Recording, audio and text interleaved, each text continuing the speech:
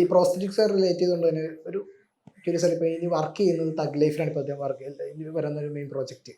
അതായത് പ്രോസ്തറ്റിക്സ് ഒക്കെ നമ്മൾ കേട്ടുപോലും പരിചയമില്ലാത്ത കാലത്ത് ഇന്ത്യനിൽ വർക്ക് ചെയ്ത് വളരെ ഇതാക്കി ഒരു വ്യക്തിയാണ് കമൽഹാസൻ. അദ്ദേഹത്തിനൊപ്പം ഇന്ത്യ കണ്ട ഏറ്റവും മികച്ച സംവിധായകൻ എന്ന് പറയാം മണിരത്നം. ആ ഒരു ടീമിനൊപ്പം വർക്ക് ചെയ്തു. എങ്ങനെ ഉണ്ടായിരുന്നു ആ ഒരു എക്സ്പീരിയൻസ്? അല്ല, അവിടെ നമ്മൾ വർക്ക് ചെയ്യാൻ പോയതല്ല ശരിക്കും, അവിടെ വർക്ക് പഠിക്കാനേ പോയേക്കണേ. കാര്യം അവിടെ ഇപ്പോൾ അവിടെ കമൽ സാർ ഉപയോഗിക്കുന്ന മെറ്റീരിയൽ ആയിക്കോട്ടെ, അവർക്ക് മേക്കപ്പിനെ കുറിച്ചുള്ള കാര്യങ്ങളായിക്കോട്ടെ, ഇതൊക്കെ നമ്മളവിടെ പോയിട്ട് കണ്ടുപിടിക്കുകയാണ്. അതൊരു ഇൻസ്റ്റിറ്റ്യൂട്ടാണ് ശരിക്കും. നമ്മൾ അതിനുവേണ്ടി തന്നെ പോയതാണ്. അവിടെ പോയിട്ട് എനിക്ക് പറഞ്ഞ പോലെ നമുക്ക് ഈ ഹെലനിലൊക്കെ നമുക്ക് കിട്ടാതിരുന്ന പല മെറ്റീരിയൽ കാര്യങ്ങളൊക്കെ പറഞ്ഞില്ലേ, അതൊക്കെ പുള്ളി എനിക്ക് തരുന്നു. പറഞ്ഞുതരല്ല, എനിക്ക് ആ വർക്ക് കഴിഞ്ഞപ്പോൾ കുറച്ച് ഒരു 2 ലക്ഷം രൂപയുടെ മെറ്റീരിയൽ എനിക്ക് ഫ്രീ ആയിട്ട് തന്നു. പല പ്രോസ്തെറ്റിക്കിൻ്റെ നമുക്കിവിടെ കിട്ടുന്നതും കിട്ടാത്തതൊക്കെ ആയിട്ടുള്ള.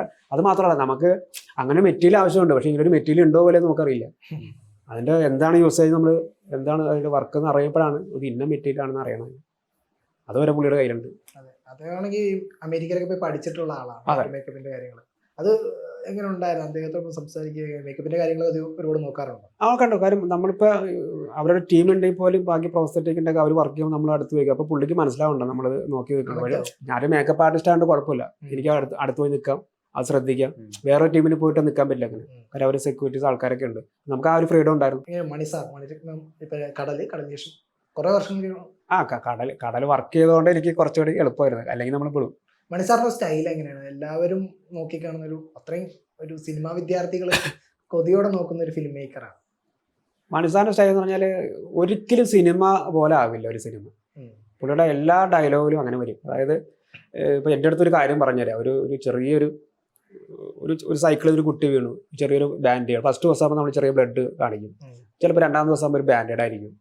അത് കഴിഞ്ഞ് 3-ാം ദിവസം ശേഷം അപ്പം ഞാൻ പോയിട്ട് ഡിസ്കസ് ചെയ്താൽ എത്രാമത്തെ ദിവസം, 3rd ഡേ അല്ലെങ്കിൽ 4th ഡേ, അപ്പോൾ പറയും നമുക്ക് ഒരു ബാൻഡേഡ്. അത് കഴിഞ്ഞ് ആലോചിക്കും 3 ദിവസം കഴിയുമ്പോഴേക്കും നമുക്ക് ബാൻഡേഡ് ഒന്നും കാണില്ല, അല്ലെങ്കിൽ അത്രയും ഒരു ബാൻഡേഡ് 3 ദിവസം നിൽക്കില്ല ചിലപ്പോൾ. അപ്പോൾ ബാൻഡേഡ് വേണ്ട. അപ്പം അത്രയും ഡീറ്റെയിലിംഗ് ആയിട്ട് ഡിസ്കസ് ചെയ്ത് എല്ലാം കഴിഞ്ഞിട്ട് വീണ്ടും പറയുന്ന വൂണ്ടിൻ്റെ ചെറിയൊരു സ്ക്രാച്ച് പോലെ കൊടുക്കാൻ പറയും. അതായത് 3 days കഴിഞ്ഞിട്ട്.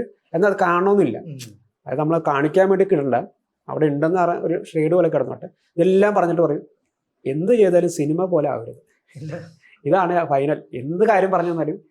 അപ്പം നമുക്കതറിയോ, ഒരിക്കലും സിനിമയ്ക്ക് വേണ്ടിയിട്ട് അല്ലെങ്കിൽ നമ്മൾ സിനിമയിൽ കാണുന്ന പോലത്തെ ഒരു വക്കാവരുത്.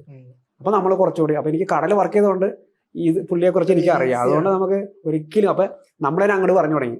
ഒരു കാര്യം ഡീറ്റെയിൽ ആയിട്ട് പറയുമ്പോൾ ഞാൻ തന്നെ അവസരം ഇല്ല സാർ സിനിമ പോലെ ആവില്ല എന്ന് പറയും. നമ്മൾ അറിയാണ്ട് പറഞ്ഞു. അല്ല, അദ്ദേഹത്തിന്റെ നായികന്മാരെ എപ്പോഴും സിനിമാ പ്രേമികൾ ചർച്ച ചെയ്യുന്ന കാര്യമാണ്. അദ്ദേഹത്തിന്റെ നായികന്മാർ അതിസുന്ദരി, ഒരുപക്ഷെ ഒരു നായികയുടെ ഏറ്റവും സുന്ദരമായ മുഖം പോർട്രേ ചെയ്യുന്ന സംവിധായകനാണ്. അപ്പോൾ ഈ തഗ് ലൈഫിലേക്ക് വന്നാൽ അത് മേക്കപ്പിന്റെ കാര്യങ്ങൾ വരുമ്പോൾ എങ്ങനെയാണ് നായികമാരെയൊക്കെ പോർട്രേ ചെയ്യുന്ന കാര്യങ്ങളിലൊക്കെ അദ്ദേഹം സാറിന്റെ സിനിമകൾ കണ്ടല്ലോ, സാറിന്റെ ഈ പറഞ്ഞ നല്ല റൊമാൻറ്റിക് സിനിമകൾ, എല്ലാ സിനിമയിലും റൊമാൻസ് ഉണ്ടാവും. സാറിന്റെ മനസ്സിലുള്ള റൊമാൻസൊന്നും ഇപ്പം നമുക്ക് പോലും ഉണ്ടാവില്ല. അങ്ങനെയാണ് പുള്ളിയുടെ ഓരോ ഇത് ചെയ്യുന്നത്. പിന്നെ അത് മാത്രമല്ല, പുള്ളിക്ക് ഇപ്പോഴും സിനിമ ചെയ്യാനുള്ള ഒരു എനർജി ഉണ്ട്, ഒരു ആവേശം ഉണ്ടല്ലോ. അത് നമുക്കറിയാം. നമ്മൾ പുറത്തൊക്കെ ഷൂട്ട് ചെയ്യുമ്പോൾ പുള്ളി ഓടുന്നതും ചെയ്യുന്നതും ഒരു ടയേർഡ് ഉണ്ടാവില്ല. അതായത് സിനിമയില്ലാതെ വേറെ ചിന്തയില്ല. നമുക്ക് ഒരു നിമിഷം പോലും പുള്ളിയുടെ മുഖത്ത് സിനിമ അല്ലാതെ വേറെ ഒന്നും കാണാൻ പറ്റില്ല. അല്ലാതെ വേറൊരു നമ്മളിപ്പോൾ ക്യാഷ് ആയിട്ട് വർത്താനം പറഞ്ഞ പോലെയൊക്കെ വളരെ റെയറാണ്.